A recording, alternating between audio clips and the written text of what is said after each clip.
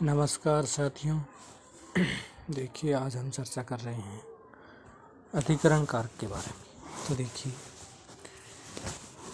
मित्रों, ध्यान से देखिए और सुनिए और आप निश्चित होकर ये जानकारी ग्रहण करें, क्योंकि किसी भी प्रकरण में हमें जब तक संतुष्टि नहीं हो, उस पर विश्वास नहीं हो, तब तक पढ़ना इतना सार्थक नहीं माना जा सकता।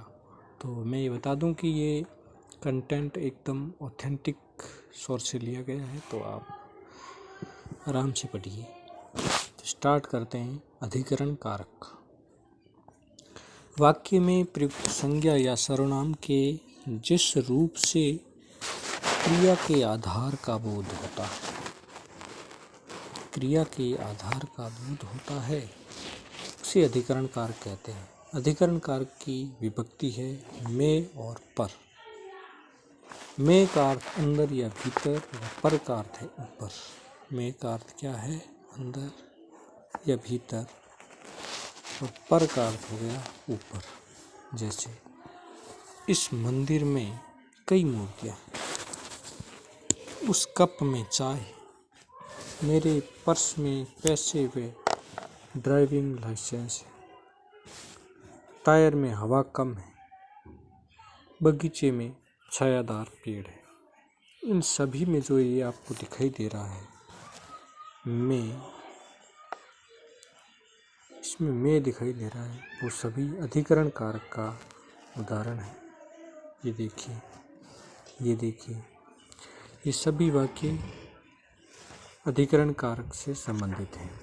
कभी कभी में का प्रयोग बीच या मध्य के रूप में भी होता है। जैसे बीच या मध्य के रूप में भी होता है। जैसे राम और श्याम में गहरी दोस्ती। यहाँ पे ये में किसके लिए आया है? अंदर या भीतर के लिए नहीं आया, बल्कि मध्य के लिए आया कि राम और श्याम दो दोस्त थे, इनके बीच में गहरी दोस्ती है। भारत की संस्कृति विश्व में विशेष स्थान रखती है, यहाँ पे भी में आया है। तो ये देखिए किस प्रकार से अधिकरण कारक का उदाहरण है। पीटी उषा का नाम श्रेष्ठ धावकों में है। ये देखिए में आया है, ये अधिकरण कारक का उदाहरण हो गया। अब देखिए पर से, मेज पर पुस्तक रखी है, मेज पर पुस्तक रखी है, यहाँ पर आ गया, ये अधिकरण कारक है। पेड़ पर चिड़िया बैठी है, यहाँ पर भी पर आया है, और ये अधिकरण कारक का उदाहरण हो गया। अब इसमें नेक्स्ट है, बहुतों में से किसी एक को श्रेष्ठ बताने के लिए भी में का प्रयोग होता है। जैसे कक्षा में मनीष सबसे बुद्धिमान है, यहाँ पर भी देखिए में आया है, और ये अधिकरण कारक का उदाहरण है। निश्चित समय बताने के लिए परीक्षा समाप्ति की घंटी 3 बजने पर लगेगी। अब देखिए यहाँ पर आया है। निश्चित समय बताने के लिए भी यहाँ पर अधिकरण कारक है।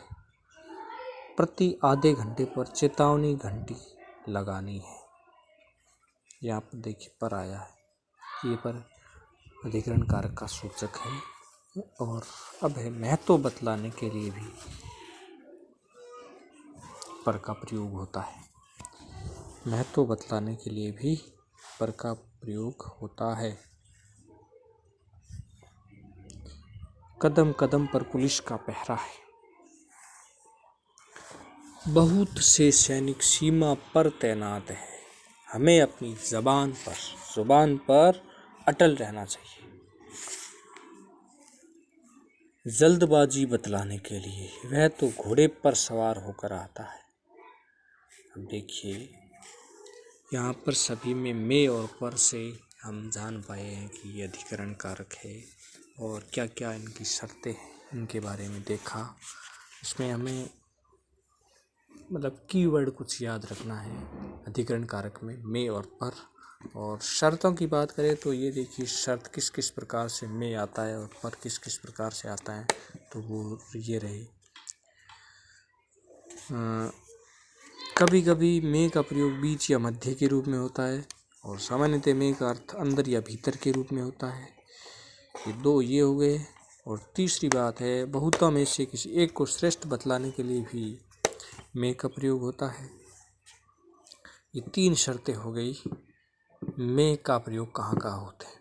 और निश्चित समय बताने के लिए पर का प्रयोग किस प्रकार से है वो ये रहे। परीक्षा समाप्ति घंटे 3 बजने पर लगेगी।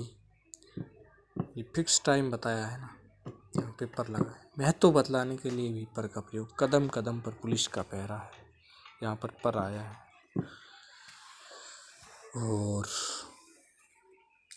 जल्दबाजी बतलाने के लिए भी पर का प्रयोग होता है। ठीक है, ये कुछ बातें थी जो अधिकरण कारक को स्पष्ट करती है। मिलते हैं नेक्स्ट वीडियो में संबोधन कारक के बारे में। Thanks for watching.